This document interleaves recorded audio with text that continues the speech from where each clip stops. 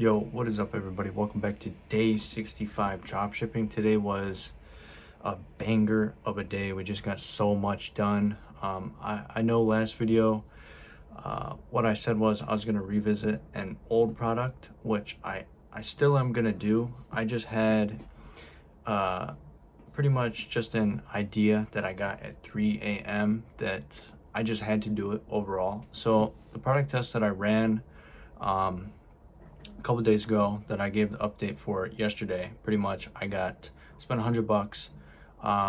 Pretty good CPMs. It was like $50, and this was straight to a product page, shop now ads. So pretty solid CPMs. Cost per clicks were pretty good. It wasn't really, the conversion rate wasn't really that good at all. It was like it was under 1%. I think it was 0.7, but I got one sale on the day, and then an hour after I turned the ads off, I got one more sale. So we got a total of $90 on the day. We did spend 110. So obviously we're not profitable, but I had an idea for a new angle. So the majority of today, what I did was I tightened down the angle with the new angle, of course, and then I completely rebuilt the product page and the offer, because if they chose, so both the orders were for the first tier, which I have 3 tiers, obviously going up in price, but the discount gets bigger, but the AOV obviously will rise. So I was looking at my offer and I was like, there's really no objection to the first one on why not to get the first one. But if I made it so they would get the second one or the third one, I would obviously be profitable on the day.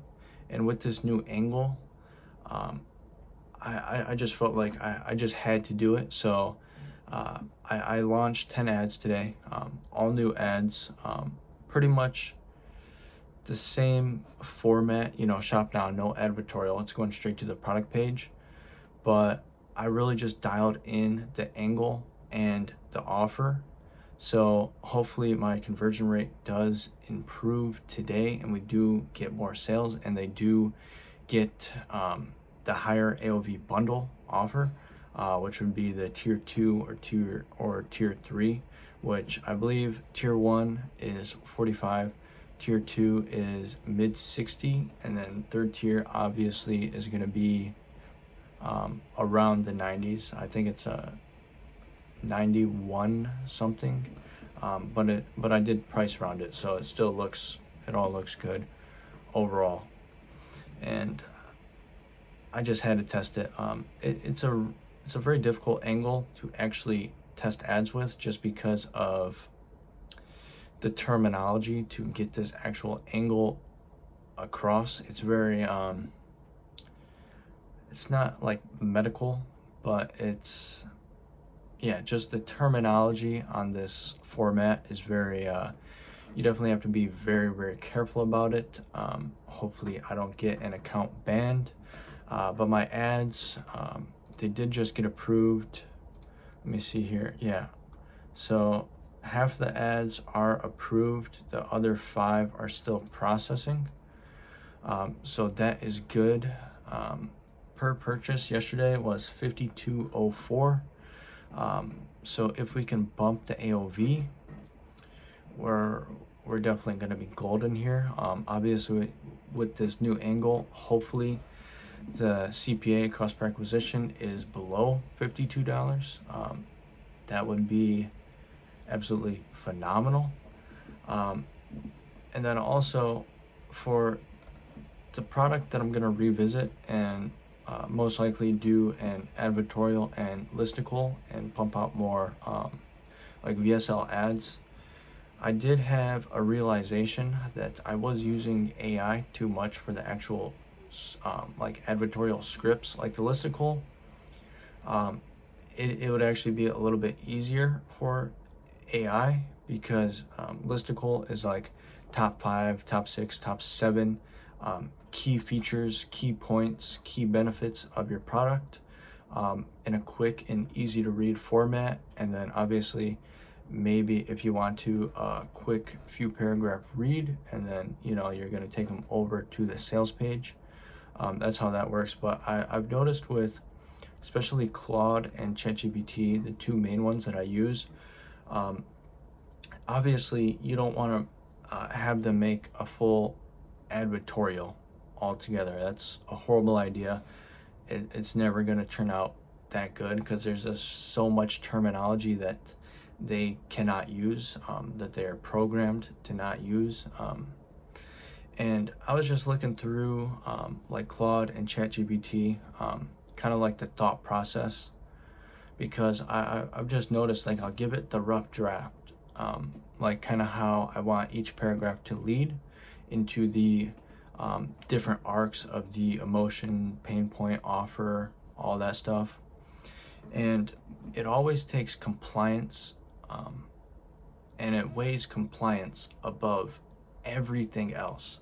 So when it does that, the whole entire advertorial turns out so horrible. Like today, I was just going back to learn from the past advertorials that I've made and see why they failed, try to find out why. And I was just reading them, and I was just thinking, like, this sentence is really good, the sentence that I made, but then the continuation on the rest of the paragraph is just so flat and dry. And then if you look at the thought process, it has 10 searches about FTC, Facebook's compliance, TOS, all this, and it definitely weighs compliance 10 times higher than it actually should. Like, compliance, it is a big aspect. You want to make sure you are compliant to the actual ad platforms you're running on, but it's weighing it so high that it negatively affects the whole entire advertorial, and it holds back the language that you're gonna want to use to create an emotional value, because that's the main part of an advertorial. You want to see your potential customer eye to eye and create that connection to the problem, and then have a quick arc on the product reveal with paired with an offer, and hopefully those emotions are strong enough to compel them to, oh shit, let me get this product right now, because if it can do what it says it does, hopefully it does. Hopefully it's nothing too crazy, nothing like super crazy claims, no like cancer cure or anything like that. I would hope so.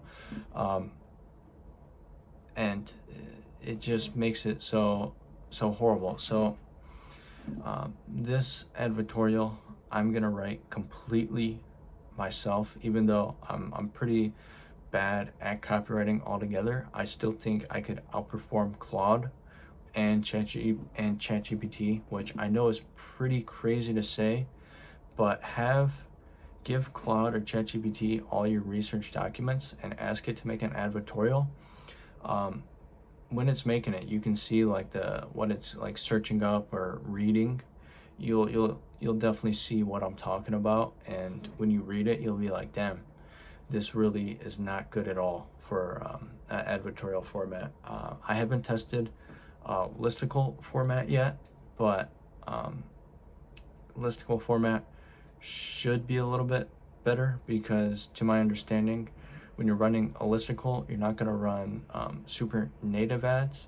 Your ads are going to be a little bit more problem aware, and then the listicle is going to be like a solution to the actual problem aware video ad. So it's a little bit of a different format, which listicle could probably work. I do have to learn how to make them though. I have searched up some examples, but it's going to be a learning process. Like, I just do have the rough draft done pretty much, but I'm gonna hone it down. I just feel like it's a little bit too long, and I just want to see a couple examples of like actual working listicles, just to see, learn from them, some key takeaway points.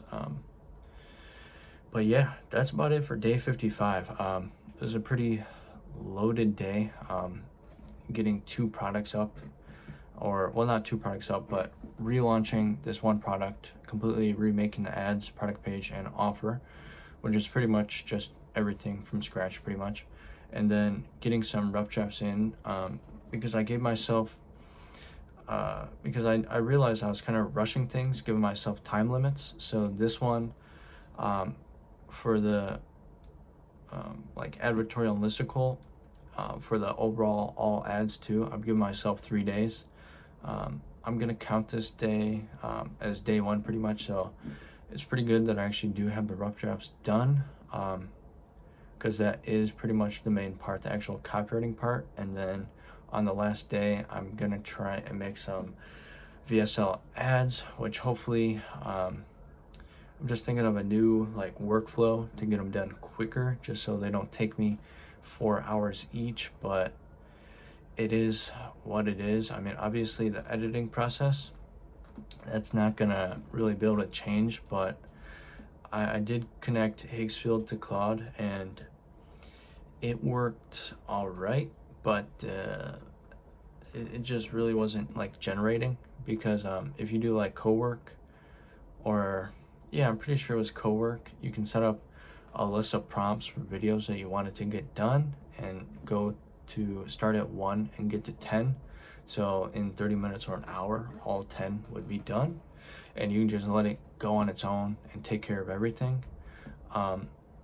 That's what it's supposed to do. For me, it didn't do that.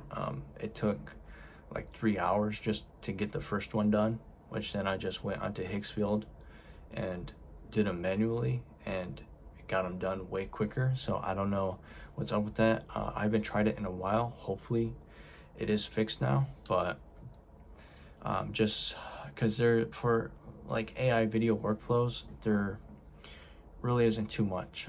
It would come down to a workflow with Claude. That's really the only thing I can think of, but the instructions and prompting would have to be top tier. They would have to be really good.